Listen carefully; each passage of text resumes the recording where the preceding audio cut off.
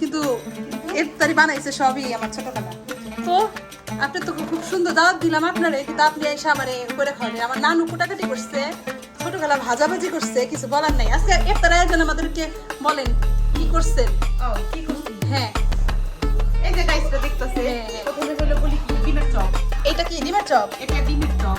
এটা হলো কি এই যে ফুলকপির চপ। ফুলকপির চপ। ওইটা হলো বেগুনি। ওইটা হলো পেঁয়াজু।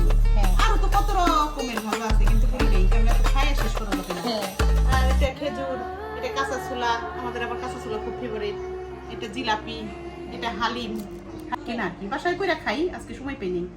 আর এখানে কি কি আছে, এই যে তরমুজ, পেয়ারা, এটা কি এটা আনারস, শসা, গাজর, টমেটো, তারপরে হলো সবকিছু খেয়ে আমরা এটার মধ্যে মুড়ি ভর্তা করে খাবো। সবকিছু দিয়ে মুড়ি মাখা করবো, খাবো। আর এটাই সস, নিজের হাতে বানানো, কিন্তু আমার ছোট খালার সস। যে এটা সস বানানো দেখেছিলাম। হ্যাঁ। আর এটা হলো কি লেবু দিয়ে শরবত।